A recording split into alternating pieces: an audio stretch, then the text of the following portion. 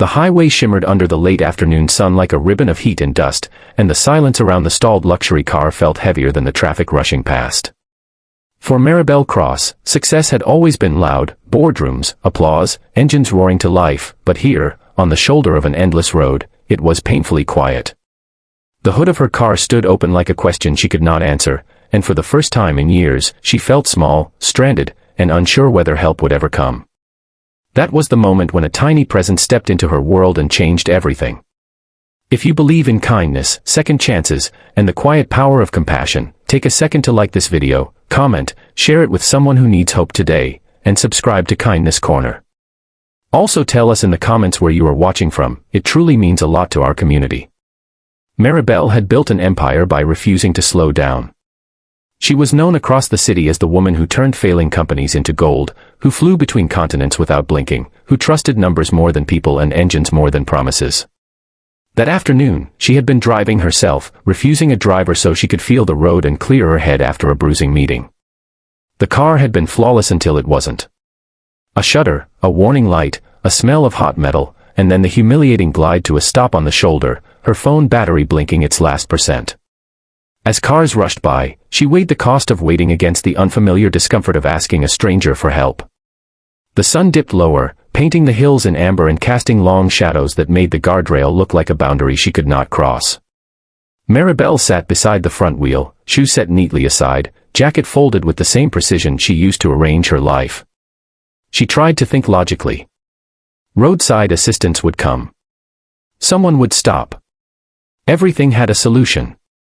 Yet the minutes stretched, and with them came memories she usually kept buried, a childhood of patched shoes, her mother's tired hands, the vow she made never to be helpless again.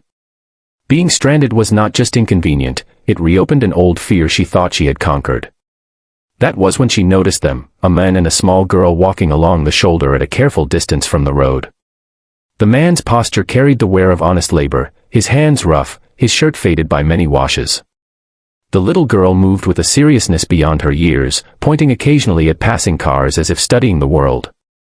They slowed when they reached the open hood, not with curiosity, but with concern.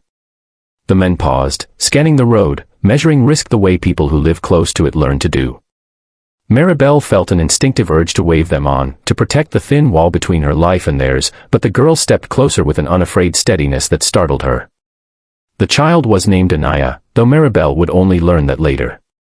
In that moment, she was simply a small figure in a simple dress, eyes bright with focus, arm raised to indicate the silent engine. There was no judgment in her gaze, no awe at the badge on the car, only the practical attention of someone who saw a problem and believed it could be fixed. The men hovered nearby, ready to pull her back if danger came too close, yet he allowed her that one step forward. Something in the air softened. The noise of the highway receded.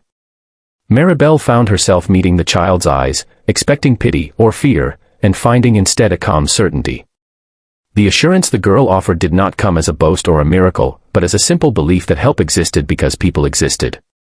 The idea that her father could fix what was broken landed in Maribel's chest with unexpected weight. She had spent years believing that only money, influence, and control could solve problems. Here was a child who believed in hands, patience, and the willingness to try. The man explained, quietly and without pride, that he repaired farm equipment and old cars when neighbors needed it, that they were walking home from the store, that he could take a look if Maribel wished. There was no sales pitch, no expectation. Just an offer. Trust did not come easily to Maribel, but something in the girl's steady pointing and the man's careful movements cut through her defenses. She nodded. The men examined the engine with the focus of someone who listened to machines the way others listen to people. He checked connections, traced lines, and wiped his hands on a cloth worn thin by years of use. Anaya stood nearby, her small finger tracing the outline of the car's shape in the air, as if mapping a path back to motion. Time passed differently then, measured not in minutes but in breaths. When the man asked for a tool he did not have, Maribel felt a flicker of helplessness again, quickly followed by relief when he adapted, improvising with calm creativity.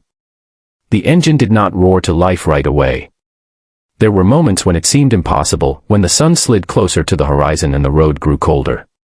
Maribel watched, aware of the strange intimacy of the scene, a woman accustomed to command sitting on asphalt, a man working without expectation, a child believing without doubt.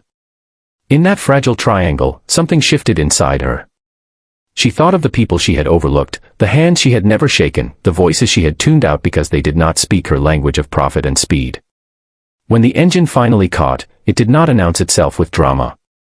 It hummed, tentative and alive, like a promise whispered rather than shouted. Relief washed over Maribel, followed by gratitude so sharp it surprised her.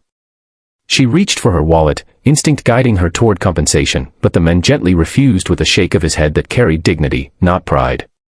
He accepted instead a bottle of water and a heartfelt thank you, and Anaya accepted a smile that mirrored her own belief that the world could be kind if you let it. They parted as simply as they had met. The man and the girl continued down the shoulder, their figures growing smaller against the glowing hills. Maribel sat for a moment longer, hands on the steering wheel, breathing in the quiet. She did not drive away immediately. She watched until they disappeared, carrying with them a lesson she could not ignore. If this story is touching your heart, if it reminds you of the goodness that still exists in unexpected places, please take a moment to like the video, share it with someone who needs encouragement, and stay connected with Kindness Corner. In the weeks that followed, Maribel could not shake the image of a small hand pointing toward a problem with confidence instead of fear. She began to slow down, to listen, to ask questions without calculating the return. She funded a roadside assistance program that hired local mechanics, people who knew the roads and the communities along them. She visited the farms outside the city, not for publicity, but to learn names and stories. When she finally found Anaya and her father again, it was not with fanfare, but with a quiet thank you and an offer of support that respected their independence. Before we reach the end, leave a comment sharing one moment when a stranger's kindness changed your day. Your story might inspire someone else. On another golden afternoon, Maribel drove that same highway, the engine steady, the road familiar yet transformed. She no longer saw it as a stretch to conquer, but as a place where lives crossed and meaning could be found in a simple gesture. Somewhere ahead, a child would point toward a problem and believe in a solution, and because of that belief, a woman learned that wealth was not the absence of need, but the presence of care. If this story moved you even a little, please engage with it from the heart. Your likes, comments, and shares help kindness travel farther than any car ever could.